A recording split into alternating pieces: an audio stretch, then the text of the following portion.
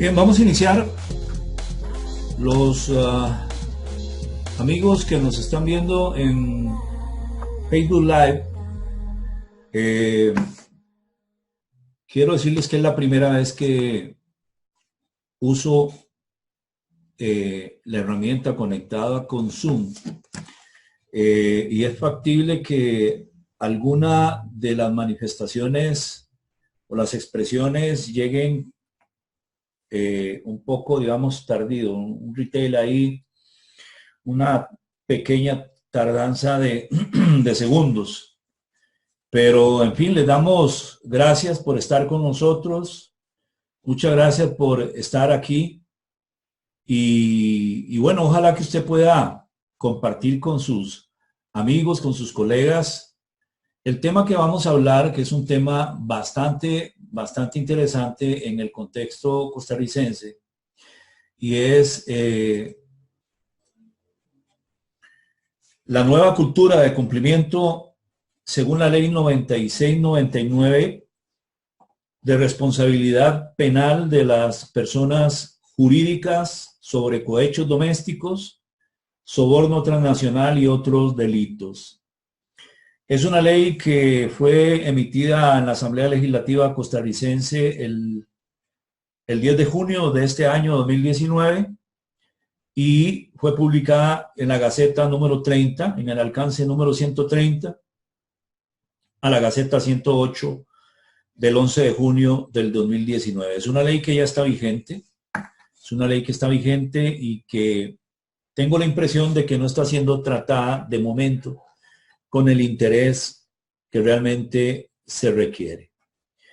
Entonces, quiero que hablemos básicamente de lo que el panorama de cumplimiento, de esta cultura de cumplimiento, nos presenta esta nueva legislación. Esto se lo especifico para que entendamos que esta no es una exposición exhaustiva de la ley. No nos vamos a meter a ver figuras penales, ni mucho menos, sino que ahorita lo que pretendo hacer es que podamos estar viendo esa cultura de cumplimiento en algunos de los artículos que la ley tiene. Ahora, para efectos de esto, lo que quiero es precisamente que veamos la ley y que veamos algunos artículos, de manera que voy a tratar de llevarlos a la ley para que podamos estar ahí absolutamente todos y podamos estar viendo los artículos que nos interesa como parte de este webinario, ¿verdad? Ok.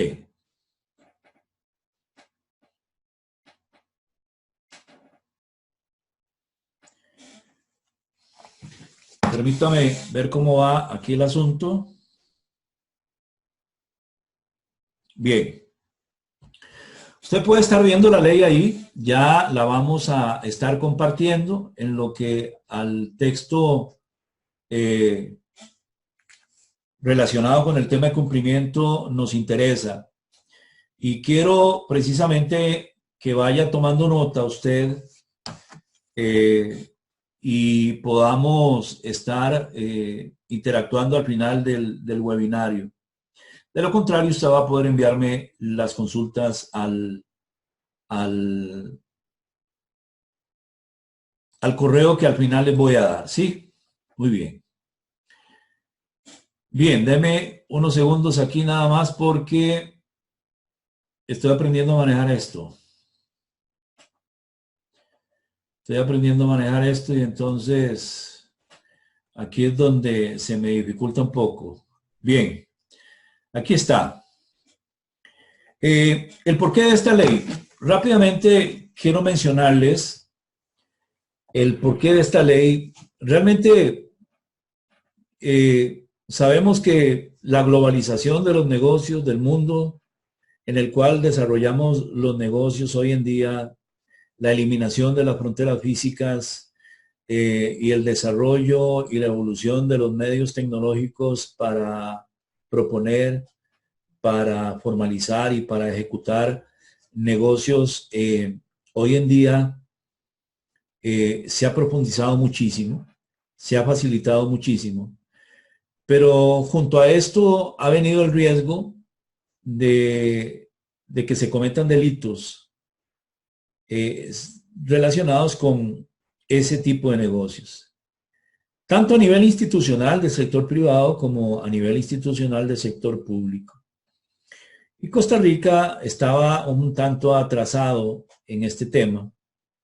Sin embargo, recordemos que Costa Rica inició un proceso de incorporación a la OCDE y bueno, un grupo de trabajo para analizar el ordenamiento costarricense advirtió de la importancia de crear normativa de este tipo, que tuviera presente la fenomenología de la corrupción, tanto del sector público como del sector privado, y que entonces se incorporaran las reformas necesarias para lograr tener una, digamos, la sanción penal para las personas jurídicas. Lo tradicional que hemos tenido en el contexto costarricense ha sido pues la sanción a las personas físicas cuando dentro de las personas jurídicas se desarrollan este tipo de delitos.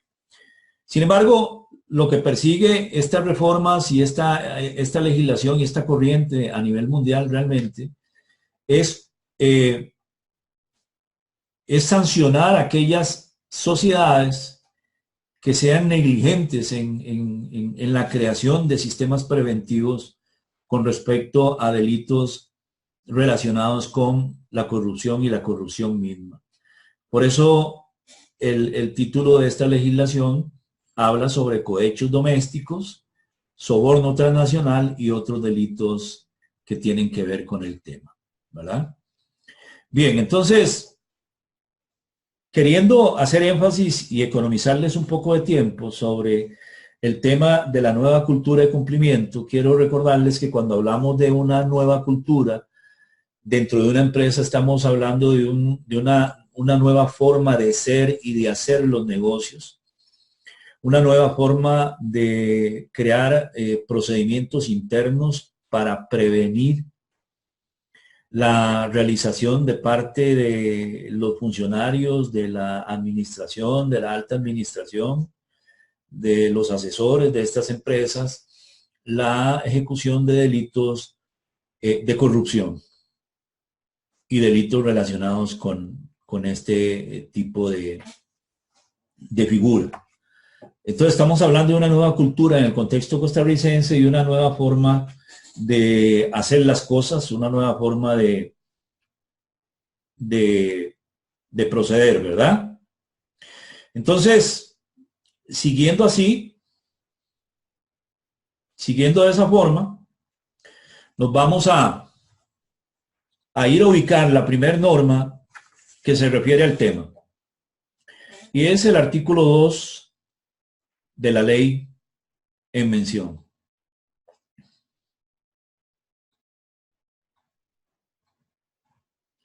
Permítame ubicarlo.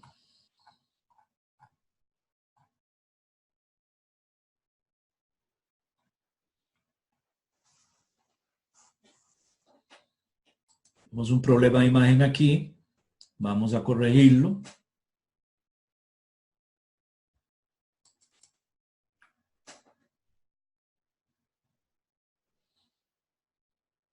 Para entrar.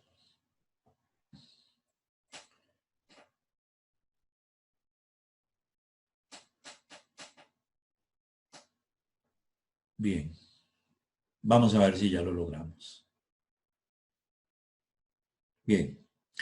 El artículo 2 de esta ley habla de los alcances de la misma, es decir, de a quién le van a ser aplicadas estas disposiciones de la nueva ley 96-99. Y vea usted que la norma establece básicamente que esta ley le va a ser aplicada a todas las personas jurídicas de derecho privado costarricense o extranjero. Dice la norma, domiciliado, residente o con operaciones en el país. Y agrega el inciso o el literal B, que las empresas públicas estatales y no estatales y las instituciones autónomas que estén vinculadas con relaciones comerciales internacionales y cometan el delito de soborno transnacional, así como los delitos de receptación, legalización o encubrimiento de bienes producto del soborno transnacional. Entonces, en principio podemos hablar y decir que esta ley es aplicable a toda persona jurídica, sea derecho privado o sea derecho público, sea costarricense o sea extranjera, que esté domiciliada o que sea residente o con operaciones en el país. La idea es precisamente que entren todos. Y cuando habla de personas jurídicas, se está incluyendo asociaciones, se está incluyendo fundaciones, está incluyendo cooperativas, está incluyendo todo el fenómeno de personas jurídicas. E incluso el artículo 2 lo extiende a fideicomisos. En este párrafo dice que será aplicable a la persona jurídica o de hecho que opere mediante la figura de fideicomiso, sociedad, corporación o empresa de cualquier clase, fundaciones y otras asociaciones de carácter no mercantil que tengan capacidad de actuar y asumir responsabilidad jurídica de sus actos. Esa es la idea, precisamente, que toda la dinámica propia de una persona jurídica, independientemente de sus características, esté inmerso en la aplicación de esta ley, sea destinatario de esta ley. Y lo interesante de esto es que al final de la ley se agregan unas modificaciones, por ejemplo, al Código de Comercio, a la Ley de Asociaciones, a la Ley de Fundaciones, para incorporar como causa de disolución la sanción que establece esta misma ley en el artículo 11 de ordenar la liquidación de la disolución y liquidación de la persona jurídica, ¿verdad? Entonces, en ese contexto, nadie puede sentirse excluido de la aplicación de esta ley. Hay una situación especial para las pymes, pero no las excluye de la aplicación de la ley, sino que trata de gestionar de forma diferente las obligaciones para tener un sistema preventivo en esta línea o de esta línea. Así que entienda usted que la empresa en donde usted trabaja o las sociedades o empresas que usted tenga están en el lente de esta ley y hoy son destinatarias de esta ley y podrían incurrir en delitos y ser sancionadas penalmente también. Ahora, cuando vamos avanzando en este artículo 2, encontramos algo verdaderamente interesante que nos llama la atención y es el último párrafo. El último párrafo dice: las personas jurídicas descritas en los párrafos anteriores tienen el deber legal de evitar la comisión de los delitos descritos en el artículo 1 de esta ley.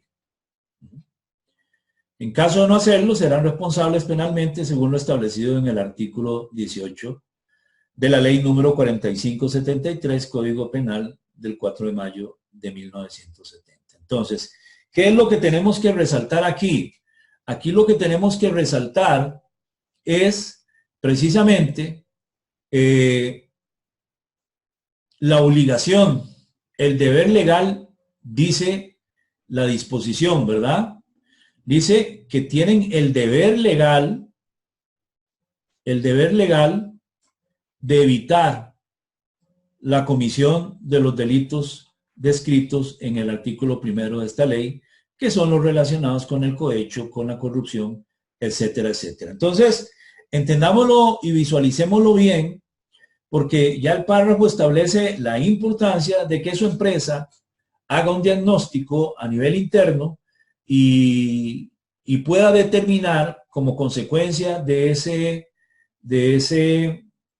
diagnóstico qué tiene que crear para efectos de poder estar en una posición preventiva. En una posición preventiva que el día de mañana podría economizarle sanciones de tipo de tipo penal. Bien. Ok.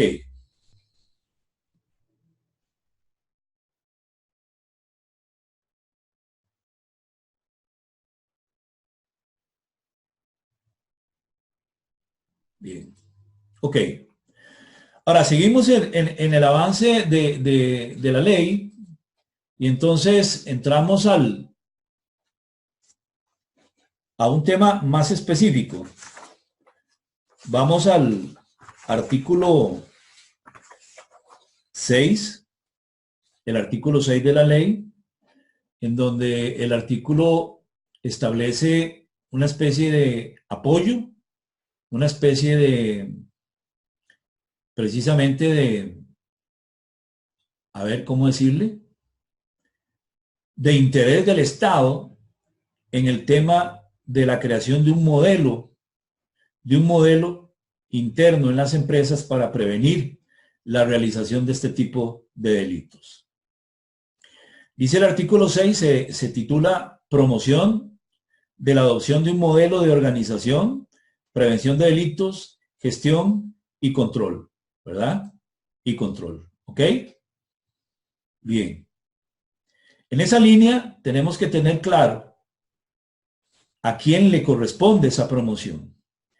De acuerdo a lo que nos enseña este artículo, esto recae en el Ministerio de Economía, Industria y Comercio. Además, en el Ministerio de Justicia y Paz.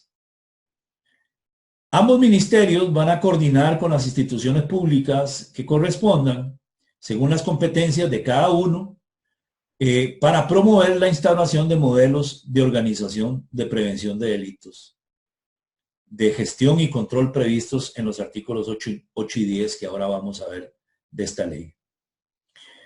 Ahora, aquí me llama poderosamente la atención el hecho de que dice que es facultativo, pero cuando usted se da cuenta, cuando vemos lo que se indicó en el último párrafo del artículo 2 respecto del deber legal de prevenir este tipo de delitos, y vemos adelante que hay normas que establecen la posibilidad de que las penas sean disminuidas cuando se logre probar que hay un sistema preventivo en función antes de la ejecución de los delitos y que ha habido una debida diligencia de parte de la alta administración, entonces nosotros decimos, bueno, pero ¿cuál facultativo? Al final no es facultativo. Al final es obligatorio. Si usted no lo hace, puede tener problemas. Y entonces resalta la importancia de por qué excluir esta expresión, el cual será facultativo. Yo lo interpretaría en el sentido de que sería facultativo adoptar el modelo propuesto por el Ministerio de Economía y por el Ministerio de Justicia y Paz. Yo diría que es optativo tomar ese modelo como un todo o parcialmente. Esa es mi interpretación. De manera tal de que usted pueda diseñar el propio, de acuerdo a las características de su empresa, al tamaño, al volumen de operaciones, al perfil de sus clientes, etcétera, etcétera. Esa es mi interpretación. Sin embargo, siendo una legislación nueva, pues hemos de esperar el tiempo para ver cómo se van aclarando algunos temas relacionados con esto, ¿verdad? Bien. Vamos ahora a algo que es bien importante para efectos de esta nueva cultura, y es el encargado del modelo. El encargado del modelo. ¿Qué nos dice este artículo 7? Este artículo 7 nos habla precisamente de la obligación que tiene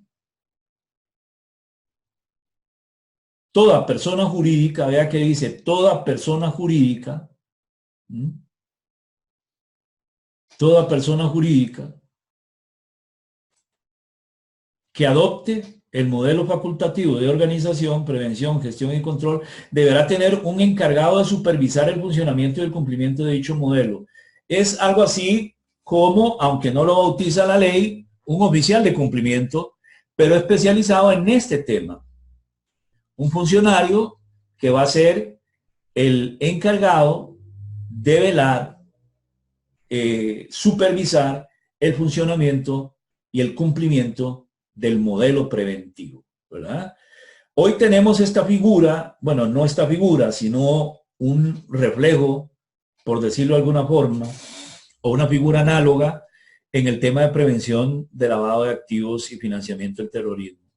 Ahí tenemos una serie de similitudes, pero no podemos decir de que sea, ¿cómo se llama?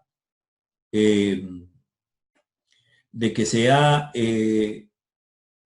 exacto, porque cada quien con su especialidad, ¿verdad? Entonces, tenemos en el área de cumplimiento preventivo de lavado de activos, de financiamiento del terrorismo y la proliferación de armas de destrucción masiva a un profesional especializado y que tiene características similares a este, pero no lo confundamos, no es el mismo, no es el mismo y quiero que lo tengamos sumamente claro, por favor, no es el mismo, ¿verdad? ¿Ok? Pero sí es una figura análoga, es una figura análoga, ¿ok? Entonces, esta norma habla del deber de que todas personas jurídicas deben de tener a ese encargado del modelo, a ese encargado de cumplimiento, ¿verdad? ¿Ok? Pero también debemos de tener claro que, que la norma desarrolla ciertas características de quien vaya a ejecutar ese cargo. ¿Ok?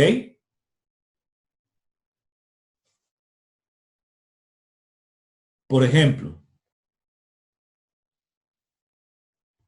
dice, el encargado deberá contar con autonomía respecto a la administración de la persona jurídica, de sus dueños, sus socios, sus accionistas o sus administradores. ¿Mm? Es decir, esta persona, quien ejerza este cargo, va a gozar de la regla o del principio de independencia. De independencia. Repito, no la confunda con el oficial de cumplimiento de prevención de lavado de activos. No, este es otro oficial de cumplimiento especializado en este tema. Cumplimiento preventivo sobre el tema de la responsabilidad penal de la persona jurídica en la que esté trabajando. ¿Ok? Entonces, ese cargo va a tener dentro de esa cultura, la alta administración debe entender y debe aprender a que este funcionario o funcionaria debe ser independiente de los criterios de ellos.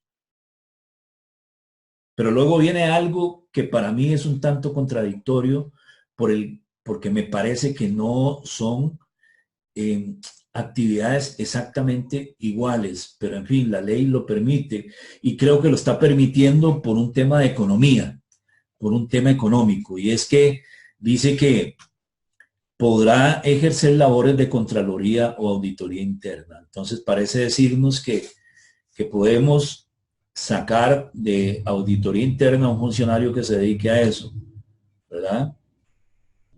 Es algo, este es de los puntos que hay que aclarar, pero la norma le da un contenido facultativo, ¿verdad? Yo imagino que es para un tema de economía, de no gastar tanto dinero, ¿verdad? Y que ya tengamos un staff en esa línea, solamente que hay que tener mucho cuidado de cómo se lleva eso en la práctica, pero la norma lo establece como una posibilidad. Y luego habla de que quedan exceptuadas de esta obligación las personas jurídicas indicadas en el artículo 10 de la presente ley, que son las pymes, me parece que eso lo vamos a ver ahora, ¿ok? Ahora, también establece la obligación, el segundo párrafo del órgano, para el órgano de dirección y la administración, tiene la obligación de proveer al encargado de prevención de los delitos los medios y facultades suficientes para el desempeño de sus funciones. Parece que estoy escuchando, ¿verdad?, la misma regulación del oficial de cumplimiento para el oficial de cumplimiento de prevención de lavado de activos, de financiamiento al terrorismo y proliferación de armas de destrucción masiva. Pero repito, no es el mismo, no es la misma figura, no es el mismo enfoque, no es la misma actividad, es una actividad especializada en el tema preventivo de delitos. Ok, pero entonces está la obligación de la alta administración de proveerle. Esto lo que quiere decir es que no vamos a nombrar a alguien o no se va a nombrar a alguien simplemente por nombrarlo. y cumplir con un requisito meramente legal. No, no es eso. Simplemente hay que darle las herramientas para que pueda desarrollar la labor que le corresponde, que no sea un adorno, que no sea un cargo dentro de la estructura organizacional de la empresa, sino que sea algo real. Por eso estamos hablando de cultura, estamos hablando de un nuevo comportamiento, de una nueva manera de hacer, de una nueva manera de ser, precisamente, ¿verdad? ¿Ok? Ok.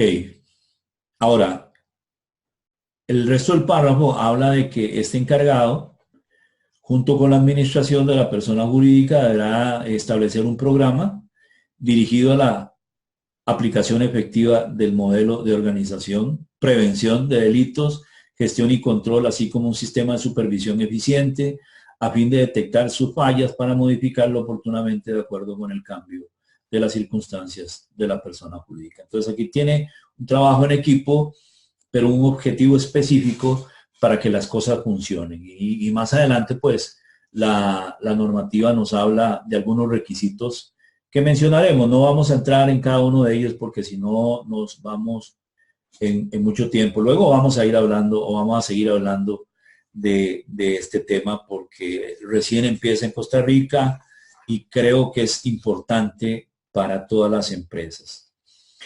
Ahora, el modelo sobre el modelo de organización. El artículo 8 es el que establece el modelo de organización, prevención de delitos, gestión y control, ¿verdad? Vea que hay una proporcionalidad. Esta es una regla de proporcionalidad que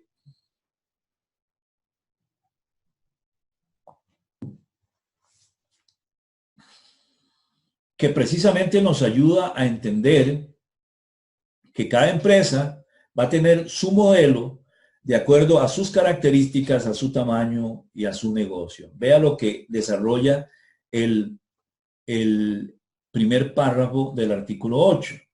Dice que el modelo de organización, prevención de delitos, gestión y control deberá guardar relación con los riesgos propios de la actividad que realiza la persona jurídica, su dimensión, su giro, complejidad y con su capacidad económica, con el objetivo de prevenir, detectar, corregir y poner en conocimiento de las autoridades correspondientes los hechos delictivos abarcados por la presente ley. Hablamos entonces de proporcionalidad, ¿verdad? No es lo mismo desarrollar un modelo de organización y prevención de delitos, de gestión y control en esta línea preventiva para una empresa que se dedica a producir, a generar o a producir productos farmacéuticos, que a uno que se dedica a hacer zapatos. No es lo mismo si la primera empresa tiene 1.500 funcionarios con 10 divisiones de trabajo y de producción que una que tiene 3 direcciones y una cantidad de empleados de 250, ¿verdad? Entonces, todo esto va a tener que tomarse en cuenta para el diseño de ese modelo de organización. Ahora, hay una palabra que es clave y es importante que ustedes tomen en cuenta y es el tema de la relación con los riesgos propios de la actividad. Con los riesgos propios de la actividad. Entonces, tendrá que hacer la empresa, todas las personas jurídicas van a tener que hacer su mapeo de riesgos para entender y visualizar, de acuerdo a la actividad que desempeñan, cuáles son los riesgos de esa actividad. Cuáles son los riesgos que se tienen en el negocio, tanto a nivel interno relacionado con sus funcionarios, con sus empleados, con su alta administración, con su estructura de socios, como con sus clientes externos, como con sus proveedores, por poner un ejemplo. Entonces, tomando en cuenta estos elementos, definitivamente cada organización, antes de crear su modelo, va a tener que hacer su examen hacia adentro, ¿verdad? Y y hacer ese mapeo de riesgos en función de las características que tiene, que describe el artículo 8 de esta nueva legislación. Es algo que es importante, es algo que es delicado, es algo que lleva su tiempo. De manera que no hay que esperar a que llegue a tocarle la puerta el Estado para ver si usted está haciendo las cosas. Y es que a veces la gente se confunde por el hecho de que, como no hay un reglamento en este momento, y la ley en su transitorio único establece la obligación del Poder Ejecutivo de crear un reglamento, pero resulta que este transitorio único dice claramente lo siguiente, se lo adelanto. Dice, pero la falta de reglamentación no impedirá que esta, es decir, la ley, se aplique.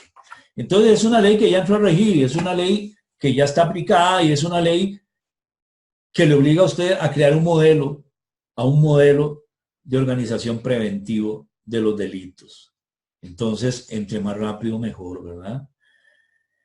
El contenido de ese modelo lo describe este artículo 8, ¿verdad? Este artículo 8. Voy a mencionar 2 o 3 nada más, porque son bastantes, pero ya 2 o 3 de ellos nos dan una línea de pensamiento respecto de cómo se deben hacer y por dónde se debe caminar en el diseño. Ya el primer párrafo nos dio unas líneas generales y esta nos da unas líneas más específicas. Y entonces así es que el literal A nos dice que identificar las actividades o los procesos de la persona jurídica, sean habituales o esporádicos, en cuyo contexto se genere o incremente el riesgo de comisión de los delitos que deben ser prevenidos. Entonces, a nivel de cada empresa se debe tener sumamente claro cuáles son. Hay algunas consideraciones de algunos compañeros en Facebook que nos están haciendo. Ahora las voy a leer, Denle me gusta, apóyennos de esta manera que vamos a seguir trabajando también con otros temas que a ustedes les interesa, ¿verdad? Muchas gracias a Miriam, que está con nosotros, a Héctor Wilfredo, a Jorge Jara, a Mar Torres, que está con nosotros y están dando sus opiniones. Todavía tiene tiempo de invitar a sus amigos. Entonces vea que la norma en el literal A habla de identificar las actividades o los procesos de la persona jurídica. Entonces, una persona jurídica organizada, dependiendo de su actividad, va a tener sus procesos, debería de tener escritos sus procesos. Entonces, si los tiene escritos, hay que tomarlos con la visión preventiva de estos delitos y revisarlos y actualizarlos en función de lo que la ley quiere prevenir. ¿Ok? Si no los tiene, hay que crearlos.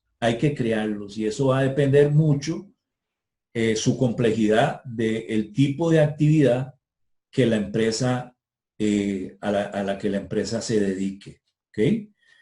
El literal B habla de establecer protocolos, códigos de ética, reglas y procedimientos específicos que permitan a las personas que forman parte de la persona jurídica, independientemente del cargo o la función ejercidos, programar y ejecutar sus tareas o labores de una manera que prevenga la comisión de delitos. Esto es cultura preventiva.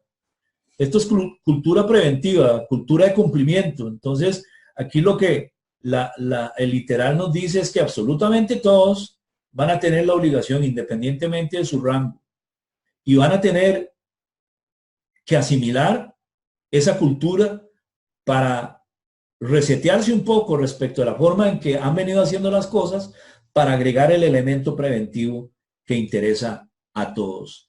En esa línea, entonces, hay que crear procedimientos, manuales, códigos de ética, formas de hacer las cosas, reglas, normas, procedimientos específicos para ese fin.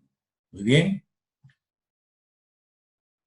C, instaurar protocolos o procedimientos para la formación de la voluntad de la persona jurídica, de adopción de decisiones y de ejecución de estas. Es decir, hay que crear normas, procedimientos, de paso a paso de lo que tienen que hacer los directivos, los gerentes, los comités ejecutivos que tengan en la empresa para tomar decisiones y para ejecutar esas decisiones. Entonces, vea que es algo que quizás, salvo en algunas entidades ya reguladas, tal vez en la actividad bancaria, se está acostumbrado a hacer.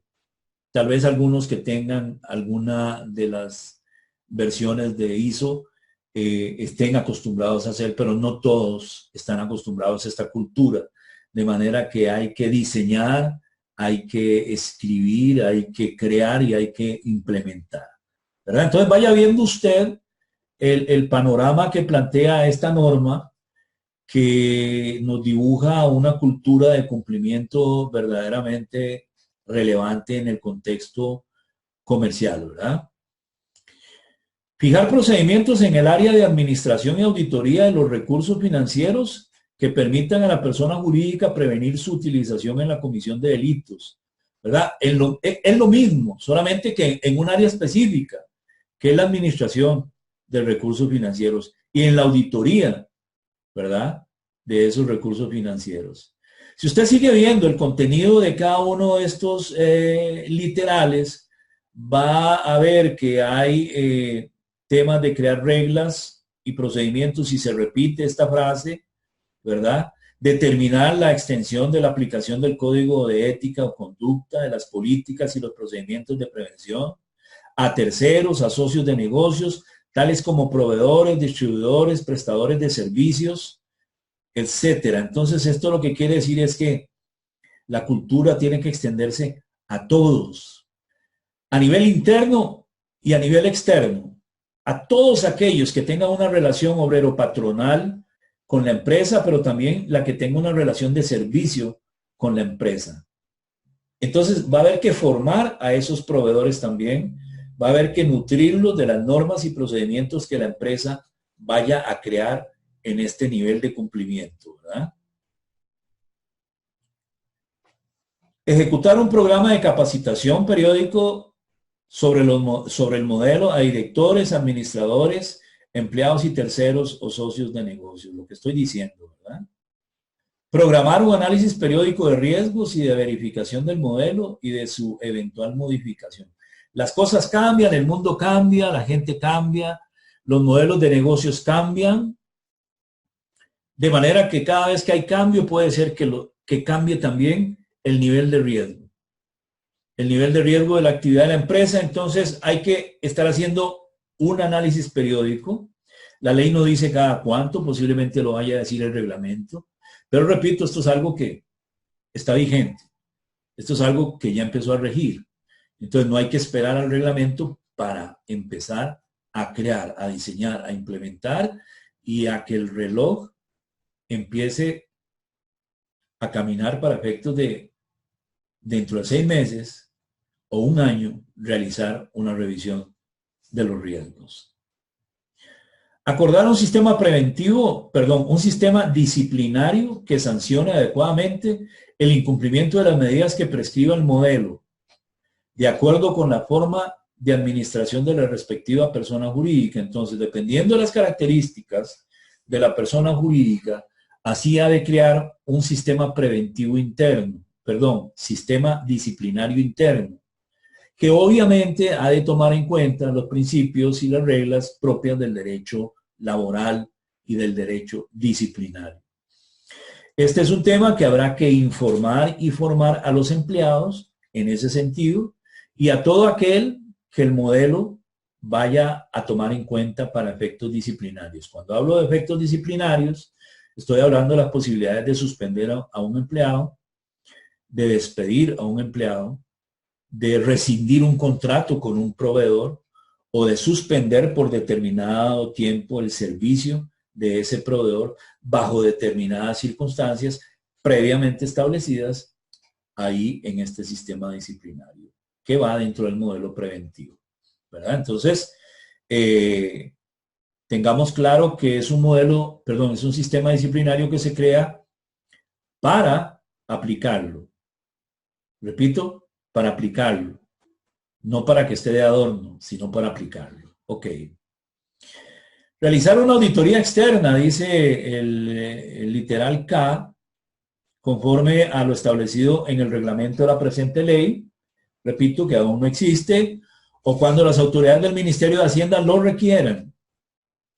En caso de encontrar aparentes hechos ilícitos, el auditor externo tiene el deber de denunciar ante el Ministerio Público. Entonces, es un deber verdaderamente relevante para las firmas de auditoría externa. Ok. Este último párrafo ve el contenido de la obligación que plantea. Dice que las obligaciones, prohibiciones y sanciones internas deberán señalarse en la reglamentación que la persona jurídica dicte al efecto. ¿Ok? Estamos claros. Y deberán comunicarse a todos los trabajadores, directores, administradores, empleados y terceros o socios de los negocios. Este deber de difusión de la normativa tiene todo el sentido del mundo. Tengo que estar enterado de qué me van a aplicar y qué obligaciones tengo. Y además las consecuencias si no cumplo con esas obligaciones, ¿verdad? Ok.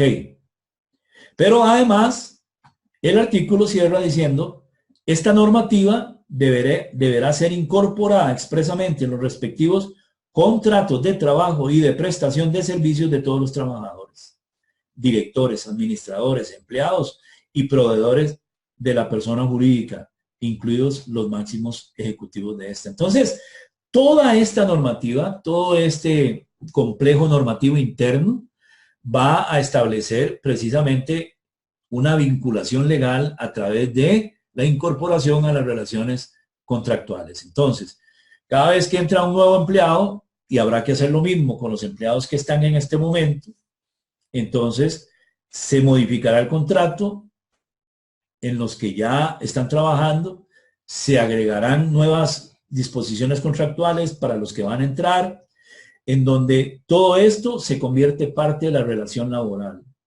Y en caso que sean proveedores de servicios, parte de los deberes de cumplimiento del dador de esos servicios. Por eso hablábamos del tema disciplinario aplicado a ellos también. Entonces, todos los niveles de jerarquía también de la empresa, de la persona jurídica, tienen que incorporársele este tipo de obligaciones. Será evidente y será una forma a través de la cual el funcionario, el ejecutivo, el proveedor, el socio, el directivo, el administrador, esté enterado de las obligaciones que asume y de las consecuencias de no cumplirlo.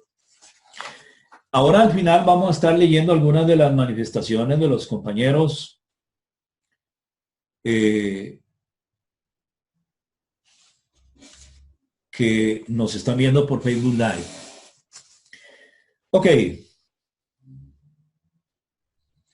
El artículo 9 es expreso en cuanto a que las empresas públicas, estatales y no estatales, y las instituciones autónomas, además de cumplir con la Ley General de Control Interno, la ley número 8292, dice que deberá incorporar los requerimientos mínimos del modelo de organización, prevención de delitos, gestión y control que regula el artículo 8 de la presente ley.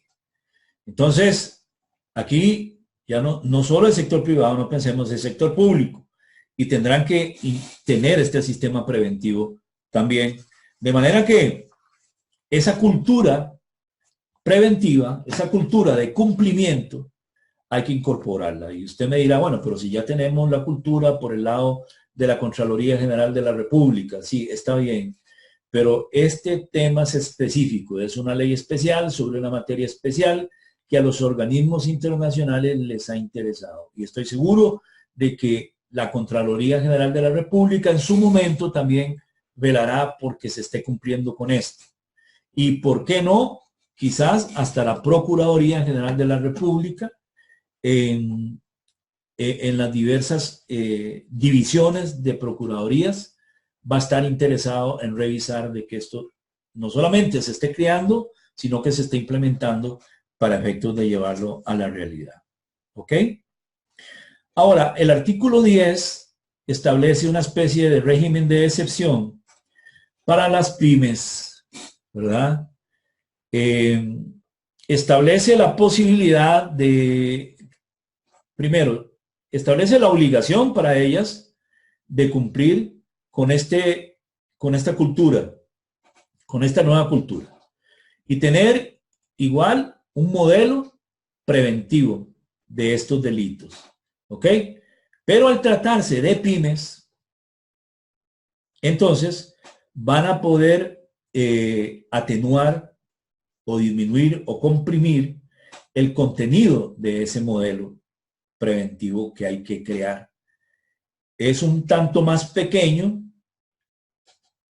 en relación o en comparación con el anterior que hablamos, ¿verdad? De las personas jurídicas en general. Pero para poder recibir ese beneficio que establece este artículo 10, tiene que ser pyme desde el punto de vista técnico, ¿verdad? Es decir, debe haber seguido los procedimientos para tener esa calificación de acuerdo a la ley número 8262, ¿verdad? De la Ley de Fortalecimiento de las Pequeñas y Medianas Empresas del 2 de mayo del 2002. ¿Ok? Entonces, esas empresas que tengan esa calificación de pyme van a poder crear un modelo, ¿verdad? Que va a tener como mínimo, si ellos quieren agregarle más, lo pueden hacer, lo siguiente, ¿verdad? Además de cualquier otra condición que se vaya a crear desde el punto de vista reglamentario.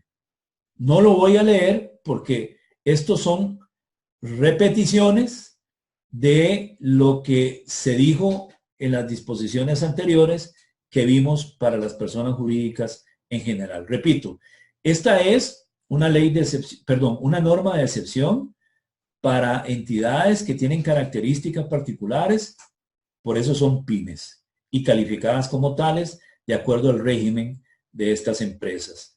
Entonces, aunque tienen que cumplir menos, los que están aquí también están allá, por decirlo de alguna forma, ¿verdad? Entonces, se tiene este tipo de obligaciones, igual que las anteriores, pero la cantidad es menor, ¿ok? Salvo que la pyme quiera extenderlo. Eso es un tema de autonomía, es un tema de autorregulación de la entidad, sabiendo que asume esas obligaciones, ¿verdad? Ok, nada más para mencionar dentro de las clases de penas, no vamos a entrar, como les dije antes, a todo este desarrollo, pero sí me interesa que quede claro que dentro de estas sanciones está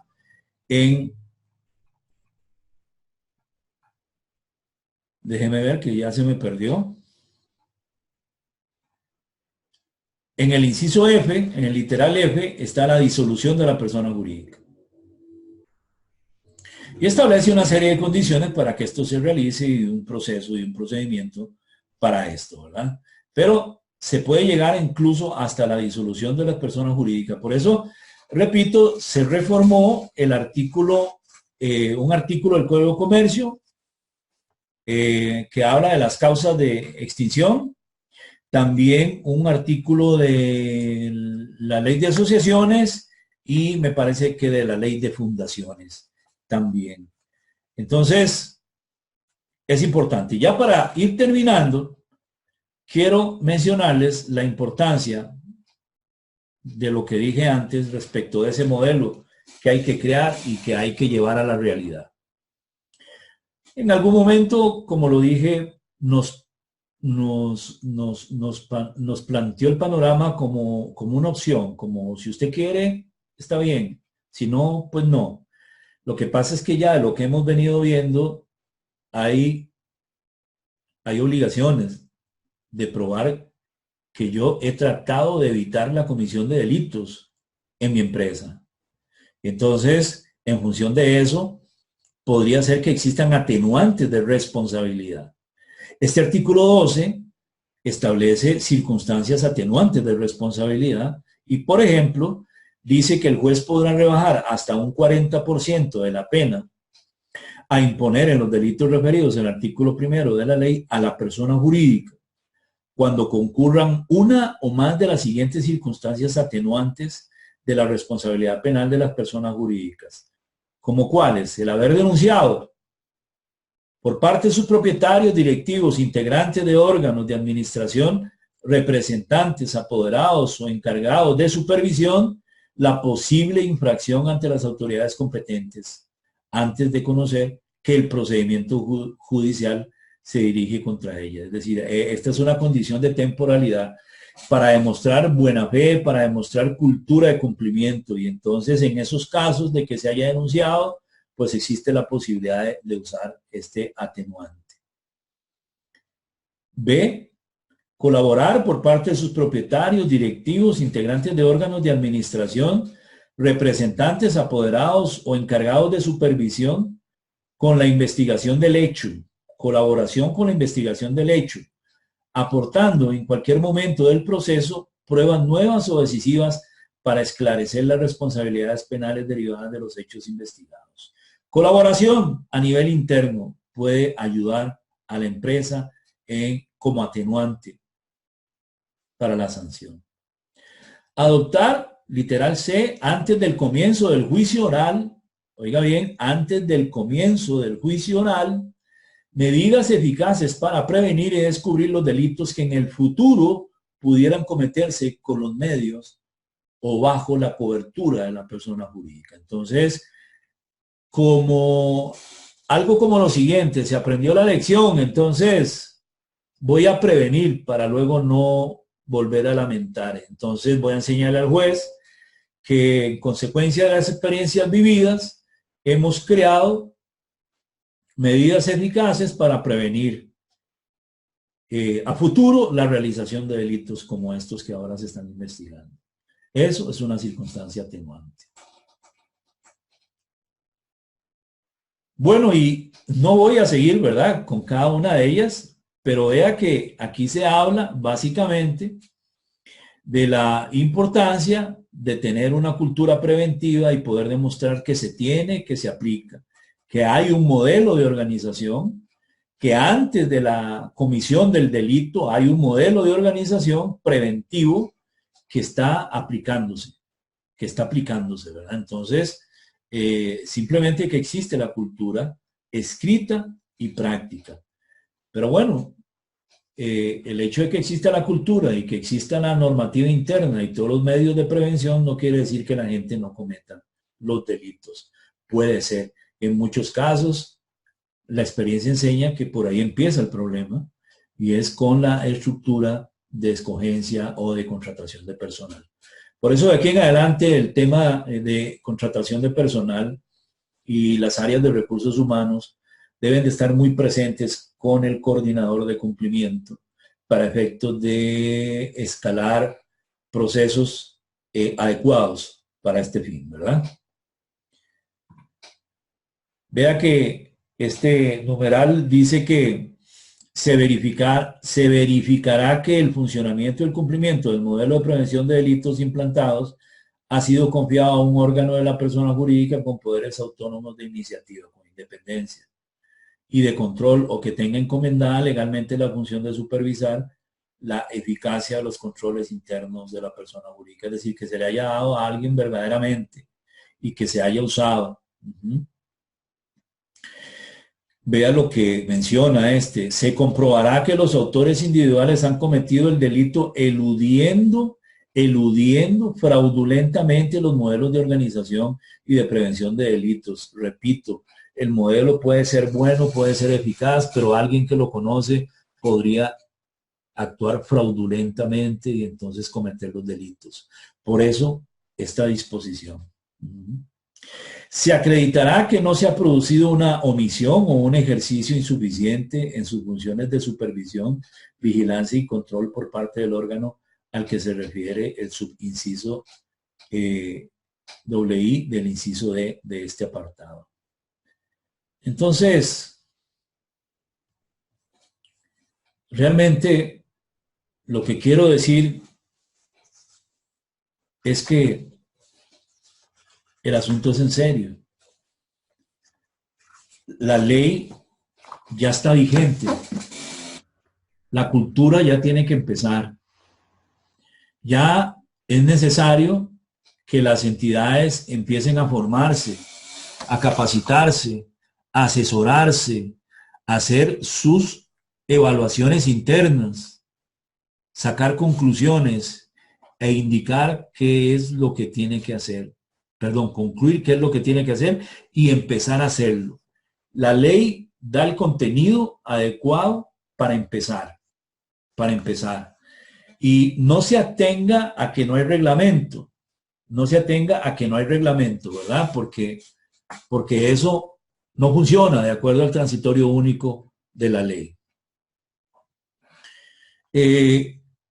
Quiero dejar aquí bueno, más bien no quisiera dejarlo aquí, pero por un tema de tiempo ya para todos, tenemos aproximadamente una hora.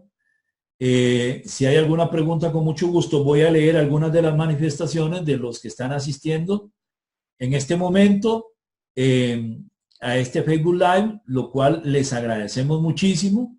Les agradecemos muchísimo.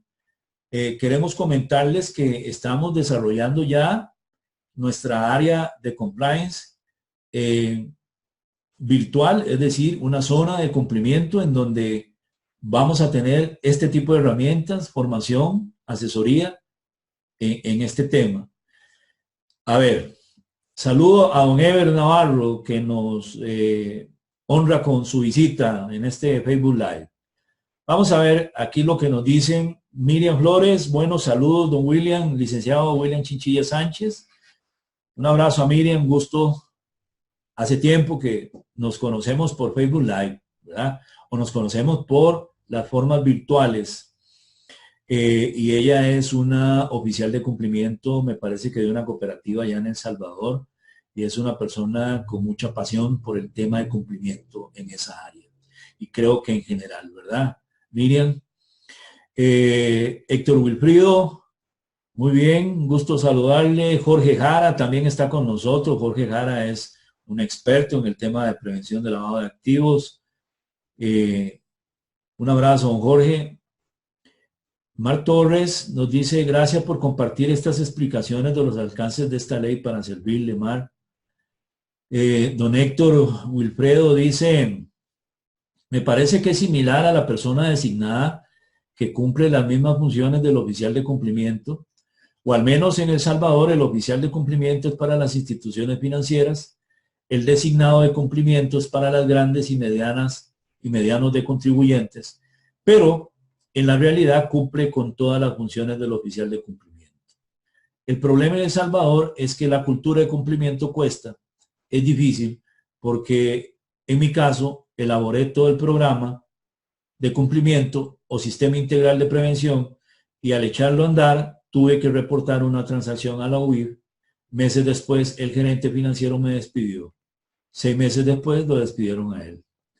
Tremendo, pero honestamente, Héctor, eso usted actuó bien, ¿verdad? Usted actuó bien. Uno no puede permitir que pasen por encima del esquema, del sistema, ni de uno. Y una vez que se permite una vez, hay que seguirlo permitiendo. Bueno, ojalá que ya usted se haya colocado, don Héctor. Esperamos en Dios que así sea, ¿verdad? Pero entendemos la inquietud. Mar nos dice, nosotros aquí trabajamos intensamente con la cultura de cumplimiento, llegando directamente a cada área de la empresa para indicarle su rol específico desde su propio trabajo, estableciendo precisamente procedimientos y políticas, luego de haber identificado los riesgos y controles a seguir. Así es, así tiene que ser. Muchas gracias, Mar, por compartirlo. Y esto crea una retroalimentación de ambas partes y permite realizar la mejora continua. Excelente sugerencia. Pónganos más me gusta, eso nos bendice, eso nos ayuda, porque queremos seguir utilizando esta herramienta en estos temas y en otros relacionados.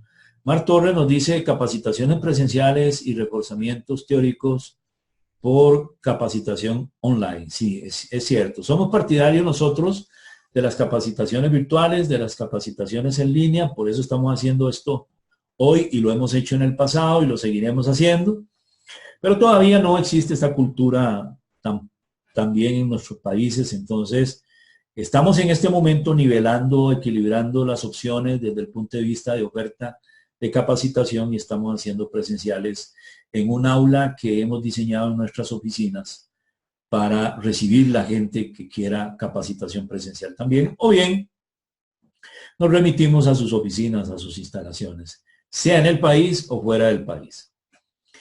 Wilfredo dice, bueno, ha sido un gusto aprender de la legislación de Costa Rica, es una gran experiencia.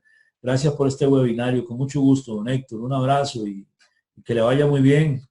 Don William Hernández nos saluda desde Guatemala, un gusto saludarle, don William.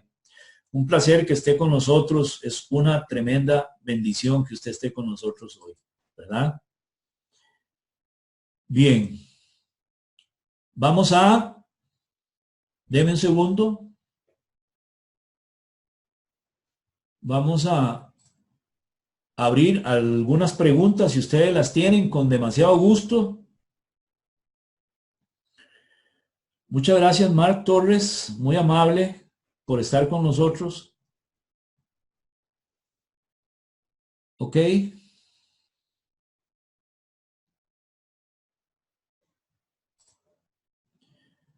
Bien.